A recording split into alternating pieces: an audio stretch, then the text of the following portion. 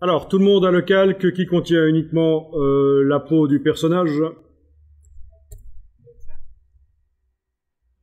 Parfait.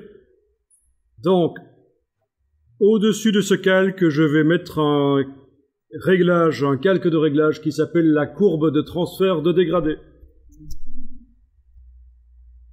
Donc, menu calque, donc en ayant ce calque-là activé, menu calque, nouveau calque de réglage de type courbe de transfert de dégradé. OK. Je vais faire en sorte que ce réglage n'agisse que sur la peau, c'est-à-dire touche Alt, je clique entre la vignette et la peau, voilà. Ça n'agit que sur la peau.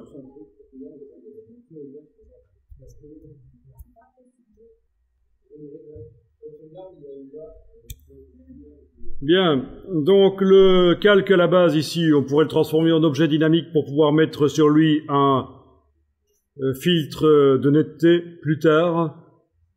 En tout cas, voilà, on pourrait également mettre au-dessus de lui un calque de réglage de type courbe, menu calque, nouveau calque de réglage de type courbe. OK, pour pouvoir modifier également sa luminosité. Mais voilà, on va s'attarder maintenant à ce calque spécial, la courbe de transfert de dégradé. Alors, quand vous double-cliquez sur la partie gauche ici de la courbe de transfert de dégradé, vous avez quelque part sur l'écran la palette réglage qui apparaît. Et vous pouvez... On double-clique sur la partie gauche du calque de réglage courbe de transfert de dégradé et vous avez la palette réglage qui apparaît quelque part sur l'écran. Et vous pouvez choisir un dégradé, par exemple ici dans la liste des dégradés dans la palette, vous pouvez choisir un dégradé qui va du noir au blanc, par exemple. Voilà. Et donc ça veut dire que j'applique pour l'instant sur les différents niveaux de luminosité du visage, j'applique un dégradé qui va du noir au blanc. Résultat, une image noir et blanc tout à fait normale. Si vous choisissez d'autres choses, vous obtenez d'autres résultats.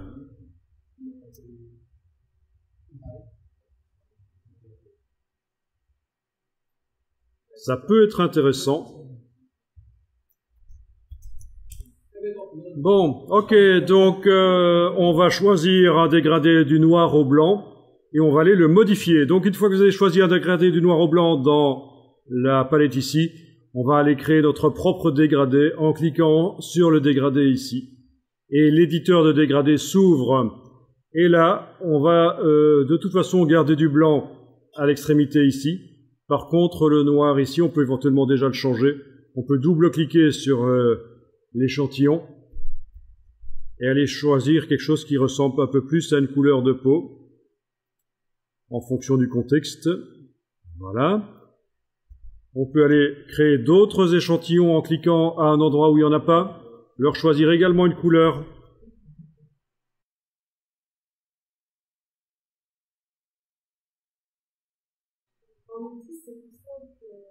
Alors, c'est pas facile du tout, en fait, hein, de trouver les bonnes couleurs.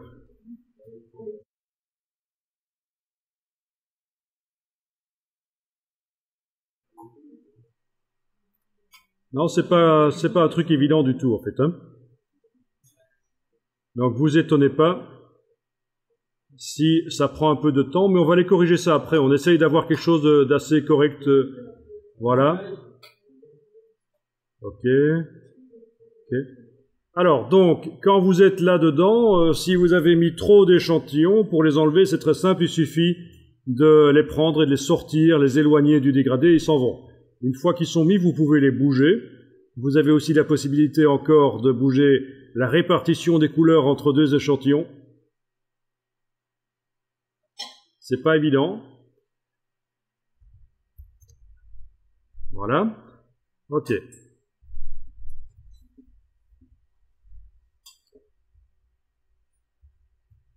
Bien. Et puis, on va tenter éventuellement de corriger la couleur en mettant un calque de réglage de type teinte saturation au-dessus de la courbe de transfert de dégradé. Donc, on a trois réglages qui vont modifier le visage parce que c'est quand même compliqué. On a le premier réglage ici en bas qui est la courbe qui va me servir à donner du contraste le contraste au visage.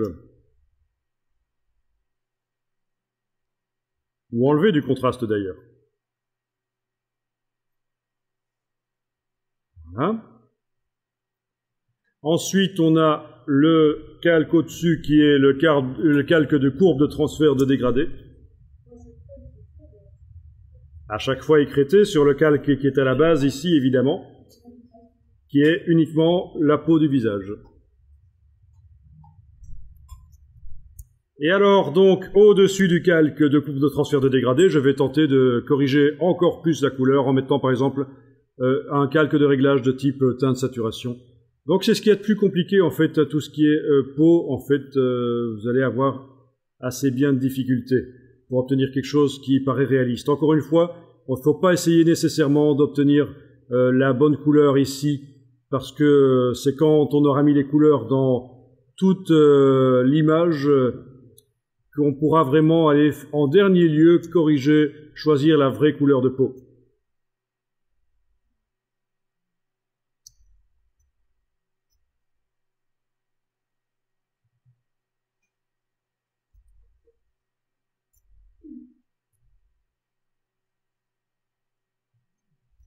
Ok. Alors évidemment, à un certain moment, il va falloir définir où se trouve vraiment la peau. C'est-à-dire que sur le calque qui est à la base de cet écrêtage, celui dont le nom est souligné là, je vais aller ajouter un masque de fusion, menu calque, masque de fusion, tout faire apparaître, et dans ce masque de fusion, je vais dessiner au pinceau en noir pour empêcher que certains pixels soient visibles. Ceci dit, je pourrais aussi éventuellement faire en sorte, en dessinant en blanc, non, c'est pas possible ici parce qu'on n'a pas prévu ça, donc je ne dis rien. Pour les cheveux, on devra absolument faire un calque à part. Je viens d'ajouter un masque de fusion sur le calque qui contient le visage et j'empêche que ça n'agisse à certains endroits. Et oui, avec le pinceau noir.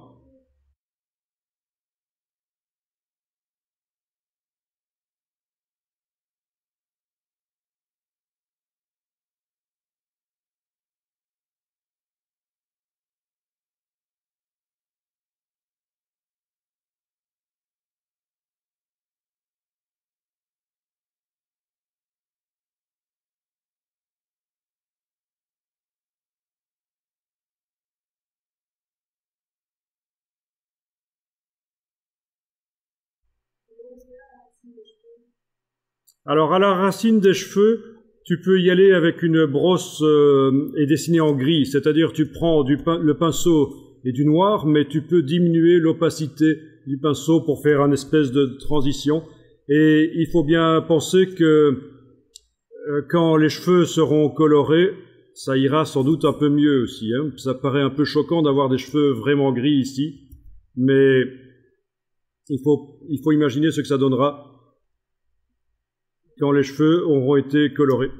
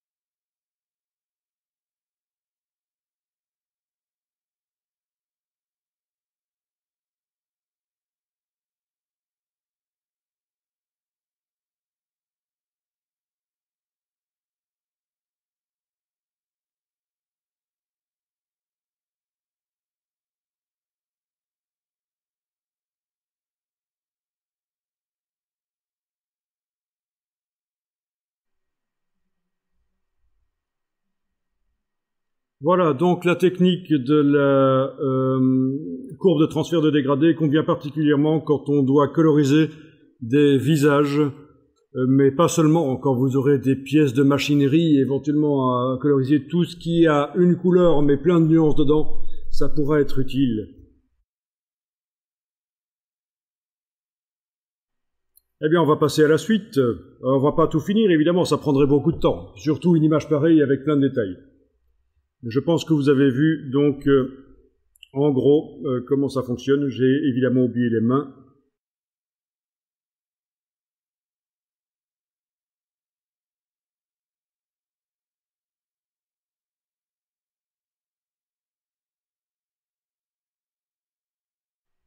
Alors la suite, je vous propose de voir rapidement comment on peut extraire un feu d'artifice de son fond pour le mettre ailleurs, feu d'artifice ou autre chose qui est similaire en fait.